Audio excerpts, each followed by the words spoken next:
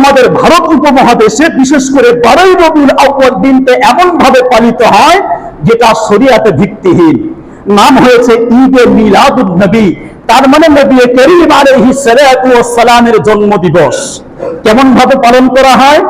বিভিন্ন জায়গায় গেট নির্মাণ করে, মিছিল করে, হাতে পতাকা নিয়ে, খিচুড়ির ব্যবস্থা করে আর হালুয়ার ব্যবস্থা করে বিশ্ব নবী সাল্লাল্লাহু আলাইহি সাল্লামের জন্মদিন পালন করা হচ্ছে। এটা হলো আমাদের দেশের ঈদে মিলাদুন নবী।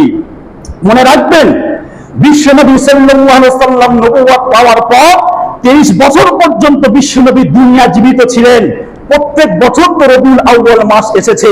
কোন বছর বিশ্ব নবী ঈদে মিলাদুন নবী এমন ভাবে পালন করেছেন বা বিশ্ব নবীর সামনে কোন সাহাবায়ে কেরামকে মিলাদুন নবী এরকম ভাবে পালন করেছেন, বা বিশ্ব নবী যখন দুনিয়া ছেড়ে চলে গিয়েছেন খোলাফায়ে রাশিদিন তারা রাষ্ট্র চালিয়েছেন, তারপর খৈরুল কুরুনের জামানা এসেছে, কখনো কোনো ইতিহাসে প্রমাণ পাওয়া যায়নি যে তারা ঈদে মিলাদুন নবী এমন ভাবে পালন করেছেন।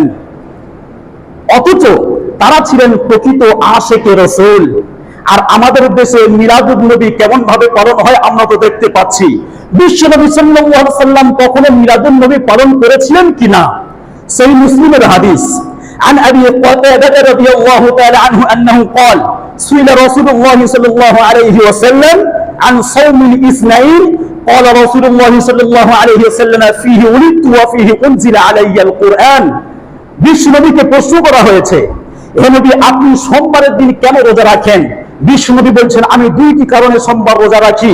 একটি হলো আমি যেদিন দুনিয়াতে এসেছিলাম সেই দিনটি ছিল সোমবার, অর্থাৎ মিলাদুন নবী।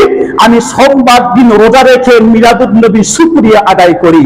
দ্বিতীয় কারণ হলো যেদিন আমার উপরে কোরআন অবতীর্ণ করা হয়েছিল ওই দিনটি ছিল সোমবার, আমি সোমবার দিন রোজা রেখে কোরআন অবতীর্ণ হওয়া শুকরিয়া আদায় করি।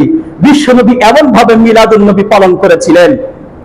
আর আমাদের দেশের মিলাদুন নবী হলো সকালে ঘুম থেকে উঠে ফজরের নামাজ নেই, গোড়ায় গামছা নিয়ে, গোড়ায় মালা লাগিয়ে আর স্লোগান দিয়ে, মুখে দাড়ি নেই, মাথায় টুপি নেই, সুন্নতি লেবাস নেই, তার সঙ্গে আছে সুরের ব্যবসা আর নারী পুরুষ বেপরদা।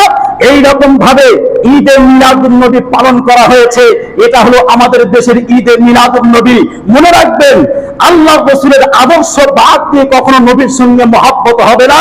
নবীর মহব্বত করতে গেলে বিশ্ব নবীর সুন্নত অনুসরণ করতে হবে, তারপর নবীর আদর্শ মানতে হবে, তবে বিশ্ব নবীর সঙ্গে মহব্বত হবে। আমরা দোয়া করি আল্লাহ পাক রব্বুল আলামিন আমাদের প্রত্যেককে কোরআন সুন্নাহর আলোকে জীবন গড়ার তৌফিক দান করুন, আমিন।